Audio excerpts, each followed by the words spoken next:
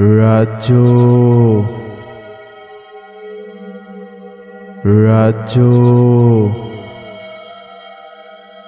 রাজ্য কে কে ডাকছে আমায়?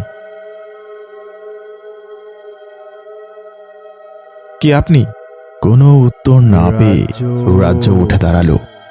এখনো কেউ তাকে ডেকেই যাচ্ছে। সে হাঁটতে হাঁটতে তাদের পিছু করতে লাগলো। কিছুক্ষণ পর সে একটি দরজার সামনে গিয়ে পৌঁছালো। সেখানে যেতে সে লক্ষ্য করল একটি কালো ছায়া রক্তাক্ত ছুরি হাতে দাঁড়িয়ে আছে। সে ধীরে ধীরে এগিয়ে আসছে তার দিকে। সেই কালো ছায়ার নখগুলো বড় বড়, চোখ দুটো যেন জ্বলন্ত ভাটা। খারাপ স্বপ্ন দেখেছিলে? হ্যাঁ।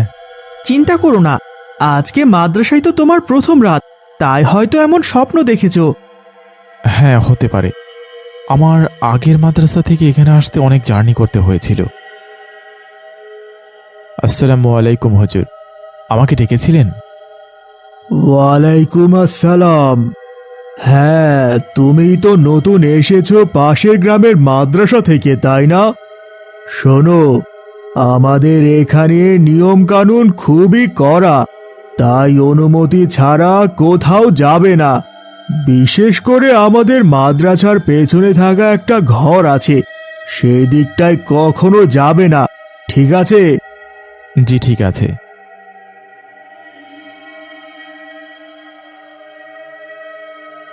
ইস, আর ভালো লাগে না মাদ্রাসার খাবার। আমার তো বাইরে গিয়ে কিছু ভাজা পোড়া খেয়ে আসতে ইচ্ছে করছে। হ্যাঁ, বাইরে যেতে তো আমারও ইচ্ছে করছে, কিন্তু অনুমতি ছাড়া তো বাইরে যাওয়া নিষেধ। না, ভুলেও অনুমতি দেবে না, কিন্তু আমার কাছে উপায় আছে। একটা গোপন পথে যাওয়া সম্ভব। কিন্তু হুজুর তো... আরে, এত চিন্তা করো না, ওই পথে কেউ যায় না।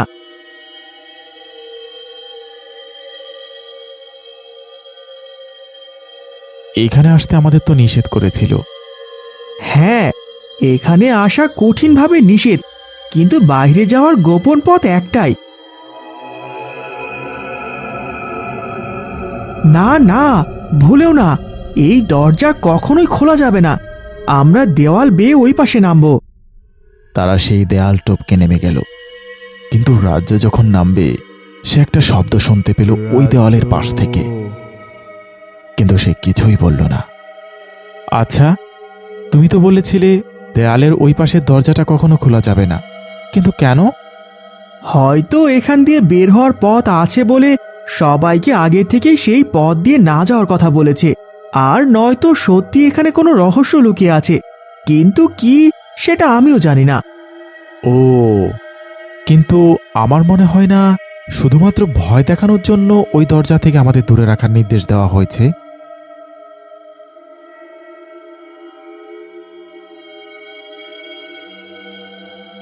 এভাবেই কেটে গেল বেশ কয়েকদিন।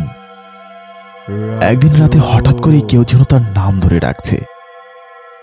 সে উঠে বসল। রাজ্য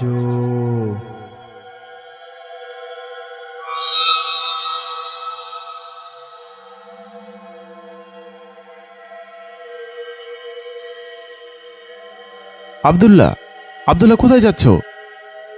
আব্দুল্লাহ কোনো কথা না বলে হাঁটতে লাগলো। রাজ্য তাকে ডাকতে ডাকতে তার পিছু হাঁটতে লাগলো। হাঁটতে হাঁটতে তারা পৌঁছালো সেই দরজার সামনে, কিন্তু দরজাপতি আসতেই রাজ্য তাকে আর খুঁজে পেল না। তুমি কোথায় গেলে? আর ওই দরজাটা? সে লক্ষ্য করল দরজার পেছন থেকে কেউ সজোরে ধাক্কা দিচ্ছে। সে ভয় পেয়ে গেল, কিন্তু দরজাটা খুলল না। সে ভয় পেয়ে ফিরে যাবে, এমন সময় সে আবার আব্দুল্লাহর কণ্ঠ শুনতে পেল। রাজ্য, রাজ্য, বাঁচাও আমাকে, রাজ্য! কে? আব্দুল্লাহ, ভেতরে তুমি? বন্ধু, আমি তোমার সাথে মজা করতে গিয়ে এখানে এসে লুকিয়েছিলাম, কিন্তু দরজাটা আটকে গেছে, আমি বের হতে পারছি না। দরজাটা খোলো। কিন্তু দরজা খোলা তো নিষেধ। আজ আমি হুজুরকে ডেকে আনছি। তুমি কি আমাকে শাস্তি দিতে চাও? আমি হুজুরের কথা অমান্য করে এখানে এসেছি। এখন হুজুর যদি জানেন, আমাকে অনেক বড় শাস্তি দেওয়া হবে। তুমি দয়া করে দরজাটা খুলে দাও রাজ্য, কেউ জানবে না। কিন্তু রাজ্য, আমি তোমার বন্ধু, বন্ধুর জন্য এইটুকু করবে না? সে দরজাটা খুলে দিল, কিন্তু দরজা খুলতে প্রবল একটা বাতাস অনুভব করলো সেই রুমটাই। কিন্তু সে কাউকেই খুঁজে পেল না। সে ভয় পেয়ে আবার চলে গেল সেই ঘুমানোর ঘরে। সেখানে গিয়ে অবাক হয়ে দেখতে পেল আব্দুল্লাহ ঘুমিয়ে আছে। সে তাকে ডেকে উঠে বলল, আব্দুল্লাহ, আব্দুল্লাহ ওঠো। কি হলো রাজ্য, এত তাড়াতাড়ি ফজরের ওয়াক্ত হয়ে গেছে? না, তুমি কোথায় গিয়েছিলে? তুমি কি বাইরে গিয়েছিলে? এত রাতে আমি কেন বাইরে যাব? আমি তো ঘুমাচ্ছি রাজ্য, তুমিও ঘুমিয়ে পড়ো, খুব ঘুম পাচ্ছে। রাজ্য, ওঠো, নামাজের সময় হয়ে গেছে। রাজ্য, এই রাজ্য, জি হুজুর। ফজরের আজান দিয়েছে, তুমি কি শুনতে পাও না? এত দেরি করছো কেন? আমি দুঃখিত, আমি এখনই অজু করে আসছি।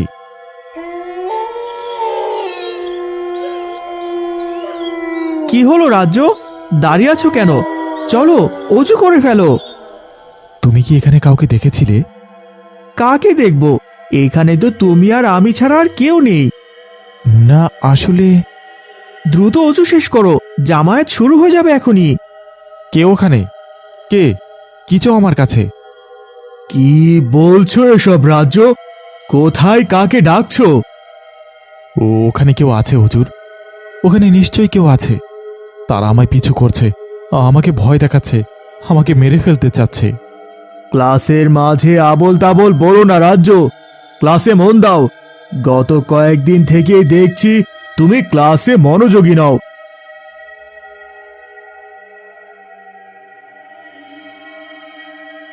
রাতে ঘুমানোর সময়ও তার নাম ধরে ডাকতে থাকে সেই জিনগুলো। সেই ভয়ঙ্কর জিনগুলো চারপাশে ঘিরে থাকে তার।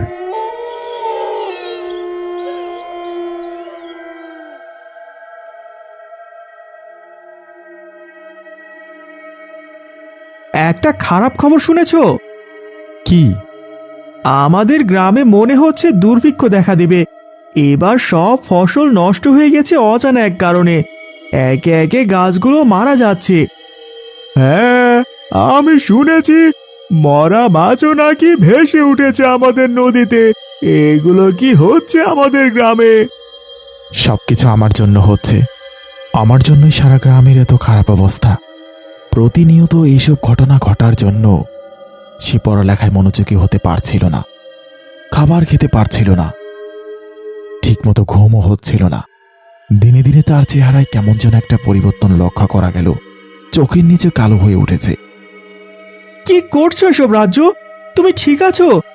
আজকে কয়েকদিন থেকেই দেখছি তোমার এই অবস্থা। সব ঠিক আছে তো? এখানে বলা যাবে না, চলো আমরা অন্য জায়গায় যাই। আচ্ছা ঠিক আছে, তুমি শান্ত হও, আমি তোমার সাথে আছি। ওই দরজাটার কথা তোমার মনে আছে? হ্যাঁ, কিন্তু কেন? কি হয়েছে? আসলে একটা রাতে ভুল করে আমি ওই দরজাটা খুলে দিয়েছিলাম। কি বলছো এসব? তুমি কিভাবে দরজাটা খুলে দিলে এত নিষেধাজ্ঞার পরেও?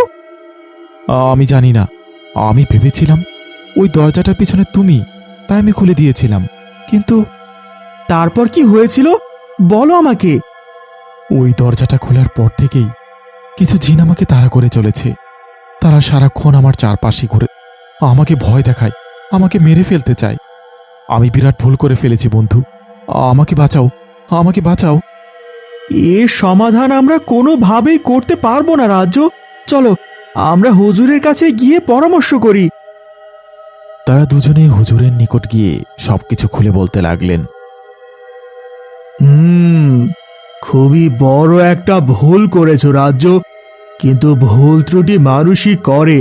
তাই তোমাকে আমি কোনো শাস্তি দেব না এবারের জন্য, কিন্তু এই ভুলের প্রায়শ্চিত্ত তোমাকেই করতে হবে। জি হুজুর, আমি অবশ্যই করব, আপনি আমাকে নির্দেশ দিন। কিন্তু হুজুর, ওই ঘরে ঠিক কেন দরজা খোলা নিষিদ্ধ ছিল আপনি কি আমাদের বলতে পারেন?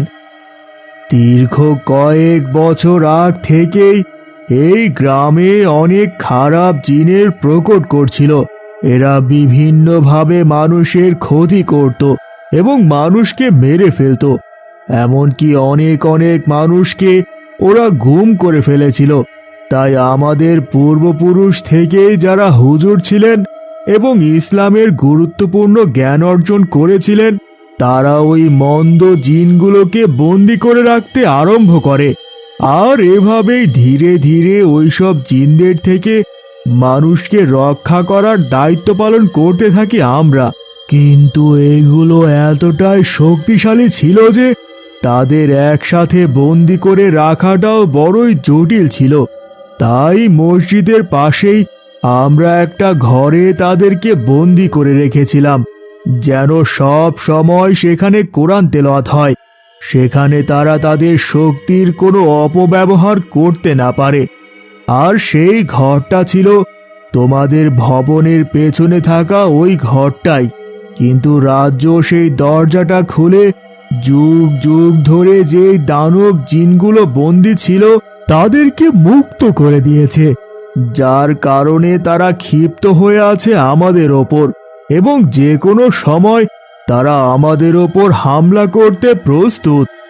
তাহলে এই কয়েকদিনের মধ্যে তারা আমাদের ওপর হামলা করেনি কেন? দীর্ঘ কয়েক বছর যাবৎ বন্দী থাকার কারণে তারা এখনো নিজেদের সকল শক্তি খুঁজে পায়নি। তাই তারা পুরো গ্রামের ফসল, মাছ, গাছপালা ধ্বংস করতে পারলেও মানুষের ভয়ঙ্কর কোনো ক্ষতি করতে পারছে না। কিন্তু খুব শীঘ্রই তারা তাদের ক্ষমতা পেয়ে যাবে, আর তখন আর কোনো রেহাই আমাদের হবে না। এখন আমাদের কি করা উচিত? এই ভয়ঙ্কর জিনদের দল থেকে মানুষকে রক্ষা করার মতো শক্তি আমাদের কারোরই নেই। একমাত্র আমাদের সকলের ওস্তাদ মোস্তফা হুজুরের কাছে গেলেই এর কোনো উপায় সে করতে পারবেন। কিন্তু সমস্যা হচ্ছে ওস্তাদ বর্তমানে বড়ই অসুস্থ, যে কোনো সময় তিনি ইন্তেকাল করতে পারেন। কিন্তু যদি ওনার কাছ থেকে পড়া পানি আনা সম্ভব হয়, তাহলেই আমরা রক্ষা করতে পারি এই গ্রামকে এবং এই গ্রামের মানুষগুলোকে। কোথায় পাওয়া যাবে তাকে? পাশের গ্রামের চিকিৎসালয়ে তার চিকিৎসার ব্যবস্থা চলছে, কিন্তু সেই গ্রামে যাওয়ার একটাই পথ, সেটা হচ্ছে নৌকা। তাই তোমরা এখনই রওনা হও। তারা দুজনে রওনা হলো নৌকা দিয়ে। সেখানে পৌঁছতে পৌঁছতে সন্ধ্যা হয়ে গেল। হাসপাতালে গিয়ে তারা খুঁজে পেল ওস্তাদের ছেলেকে। আপনি তো ওস্তাদ মোস্তফার ছেলে, তাই না? জি, ঠিক বলেছেন। কি দরকার আপনাদের? ওনার সাথে দেখা করা আমাদের ভীষণ প্রয়োজন। আপনারা দেরি করে ফেলেছেন। আজ সন্ধ্যায় আমার বাবা ইন্তেকাল করেছেন। ইন্না লিল্লাহি ওয়া ইন্না ইলাইহি রাজিউন। কি বলছেন আপনি? এখন কি হবে আমাদের? গ্রামকে আমরা কিভাবে রক্ষা করব? আপনারা কি সুমনাপুর গ্রাম থেকে এসেছেন? দাঁড়ান, আপনাদের জন্য আমার বাবা কিছু রেখে গিয়েছেন। ওস্তাদের ছেলে তাদের এক বোতল পানি এনে দিলেন এবং একটি চিঠি নিয়ে এলো তাদের কাছে। আমার বাবা অতি প্রাকৃতিক একজন মানুষ ছিল। তার সাথে জিনদের খুবই ঘনিষ্ঠ সম্পর্ক ছিল। তিনি যেমন খারাপ জিনদের বন্দি করতেন, তেমনি তার সাথে ভালো জিনদেরও সম্পর্ক ছিল। আমি জানি না কিভাবে আমার বাবা মৃত্যুর কয়েক ঘন্টা আগেই এক বোতল পানিতে কিছু সূরা পড়ে এই পানিটি আমাকে দিয়েছিলেন। তারপর বললেন যে কয়েকটা ছেলে আসবে এই পানির জন্য। যদি তিনি ততক্ষণে বেঁচে না থাকেন, তাহলে যেন আমি এই পানি আপনাদের নিকট পৌঁছে দেই। ওস্তাদ অনেক বড় উপকার করেছেন আমাদের জন্য। এখন এই পানি পারে আমাদেরকে রক্ষা করতে। জি, কিন্তু দেরি করবেন না। এতদিন অবধি আপনাদের সুরক্ষার জন্য চেষ্টা করে গিয়েছেন আমার আব্বার জিন বন্ধুরা। আমার আব্বা কয়েকজন ভালো জিন আপনাদের সুরক্ষার ক্ষেত্রে নিয়োগ করেছিলেন, তাই এখনো কেউ মারা যায়নি ওই গ্রামে। কিন্তু এখন যেহেতু আমার আব্বা মারা গিয়েছেন, তাই আপনাদের রক্ষার মতো আর কেউ নেই। তাই যত দ্রুত সম্ভব আপনারা এখনই এই পানি নিয়ে পুরো গ্রামের সীমানায় ছড়িয়ে দিন। তারা দুজনে নৌকায় চড়ে আবার রওনা হলো তাদের গ্রামের উদ্দেশ্যে। কিন্তু এবার নৌকায় আগে থেকেই ছিল আরো দুজন লোক, তাদের সাথে একজন মহিলা। মাঝ রাস্তায় হঠাৎ নৌকাটা থেমে গেল। কি হয়েছে ভাই? নৌকা থেমে গেল কেন? জানি না ভাই, নৌকা চলছে না, খুবই ভারী লাগছে নৌকাকে। কেউ তোদের রক্ষা করতে পারবে না, কেউ না। সাথে সাথে সেই জিনগুলো তাদের গলা টিপে ধরল। নদীর ঢেউ সেই নৌকাটাকে উল্টো পথে নিয়ে যেতে আরম্ভ করলো। কিন্তু তারা দুজন একসাথে কোরআন তেলাওয়াত করতে শুরু করলো। এমন সময় রাজ্য বোতল থেকে সামান্য পরিমাণ পানি নিয়ে তাদেরকে ছিটিয়ে দিল। সাথে সাথে তারা কোথায় যেন মিলিয়ে গেল। তারপর তারা দ্রুত পৌঁছালো সেই গ্রামে, আর বোতলের পানিটা তুলে দিল তাদের হুজুরের কাছে। হুজুর সেই পানিটি সারা গ্রামে ছড়িয়ে ছিটিয়ে দিলেন। তারপর কিছু ছোড়া বলে সেই দরজাগুলো আবার বন্ধ করে দিলেন। রাজ্য, তুমি ভুল করলেও তাকে শোধরাবার জন্য অনেক ভালো কাজ করেছো, মাশাআল্লাহ। আর আব্দুল্লাহ, তুমি প্রতিটা মুহূর্তে রাজ্যের সাথে থেকে নিজ গ্রামের জন্য কাজ করে গেছো। আমি তোমাদের জন্য গর্বিত। আরো অনেক দিন বেঁচে থাকো বাবারা।